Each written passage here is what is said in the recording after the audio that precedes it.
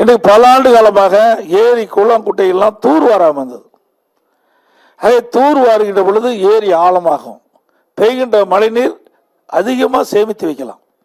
கோடை காலத்தில் நிலத்தடி நீரை உயர்ந்து வேளாண்மைக்கு தேவை நீர் கிடைக்கும், குடிப்பதற்கு தேவை நீர் கிடைக்கும். அந்த அடிப்படையில் தான் பொதுப்பணித்துறைக்கு கீழ் வருகின்ற 14,000 ஏரிகளில் முதற்கட்டமாக சுமார் 6,000 ஏரிகள் தேர்வு செய்யப்பட்டு அதற்காக சுமார் 1,240 கோடி ஒதுக்கப்பட்டு விவசாய பங்களிப்போடு அந்த பணியை துவக்கி செயல்படுத்திய காரணத்தினால அந்த விவசாயிகள் அந்த வண்டல் மண்ணை இலவசமாக அவருடைய நிலத்திற்கு இயற்கை உரமாக பயன்படுத்தினாங்க. இந்த குடிமராமத்து திட்டத்தின் மூலமாக ஒன்று ஏரி ஆழமாகப்பட்டது, மற்றொன்று இந்த வண்டல் மண் விவசாய நிலத்திற்கு இயற்கை உரமாக பயன்படுத்துது. அதனால விளைச்சல் அதிகமாக கிடைத்தது விவசாயிகள். அந்த மண் இன்றைக்கு வளமாக இன்றைக்கு ரசாயன உரம் போட்டு இருப்பதில்லை, இயற்கை உரமாக இன்றைக்கு அந்த மண்ணுக்கு கிடைத்தது. இப்படி ஒரு நல்ல பல திட்டத்தை அதிமுக ஆட்சியில் நாங்கள் கொண்டு வந்து நிறைவேற்றினோம். அது மட்டுமல்ல, பருத்திக்கு இதோட பருத்தி உற்பத்தி குறைந்திருக்கா சொன்னாங்க, பருத்திக்கு பல பூச்சிகள் தாக்குதா சொன்னாங்க. அதையெல்லாம் அதிமுக ஆட்சி இருக்கின்ற பொழுது உடனுக்குடன் அவ்வப்போது வேளாண் துறை அதிகாரிகளை அழைத்து எந்தெந்த பகுதியில் என்னென்ன பயிரிட்டு போயிட்டு எனக்கு புள்ளி உரத்தோடு என்னிடத்திலே அட்டவணை கொடுத்திருந்தார்கள்.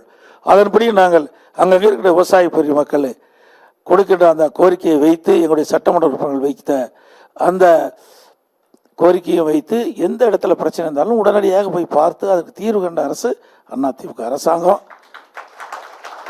மரவள்ளிக்கிழங்கு பார்த்தீங்கன்னா மாவு பூச்சி விழுந்தது. அப்போ மாவு பூச்சி விழுந்த போது அதெல்லாம் அந்த இலையெல்லாம் சாப்பிட்றோம், அப்போ அந்த செடி இறந்து போயிடும்.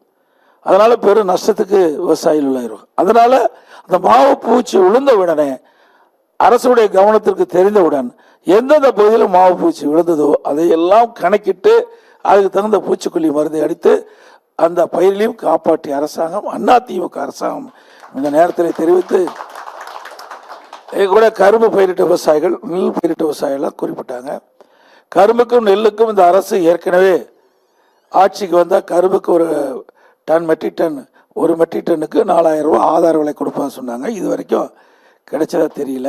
நானும் பல முறை சட்டமன்றத்தில் பேசினேன், கொடுக்கல.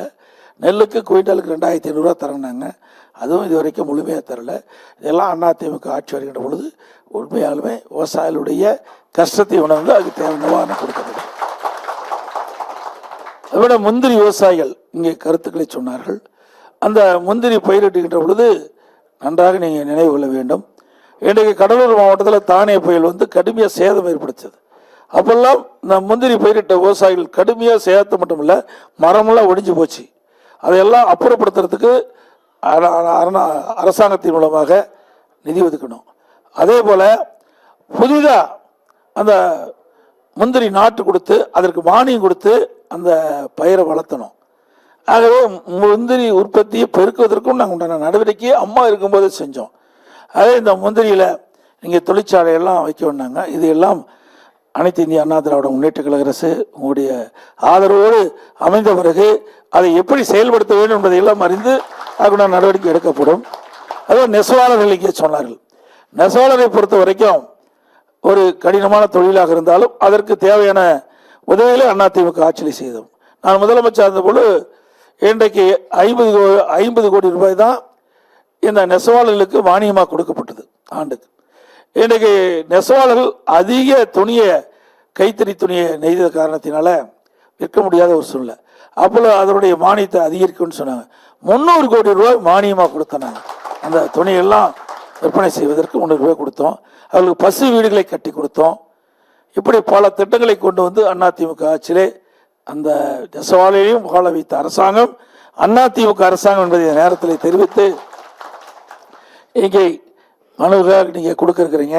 அந்த மனுக்களிலும் என்னென்ன பிரச்சனை இருக்குது என்பதையெல்லாம் ஆய்வு செய்து அனைத்து இந்திய அண்ணா திராவிட முன்னேற்ற கழக ஆட்சி மலர்ந்தவுடன் இந்த விவசாயியுடைய பிரச்சனைக்கு முன்னுரிமை கொடுத்து செயல்படுத்தப்படும். அதோட மும்முனை மின்சாரம் நான் முதலமைச்சர் இருக்கும்போது தான் விவசாயிகள் எந்த நேரத்துக்கு சென்றாலும் மின் மோட்டரில் இயக்கலாம். அப்படி மும்முனை மின்சாரம் வேண்டும் என்று கோரிக்கை வைத்த உடனே 1/4/2021 முதல் மும்முனை மின்சாரம் வழங்கப்படும் என்ற உத்தரவை போட்டு அதை நடைமுறைப்படுத்தணும்.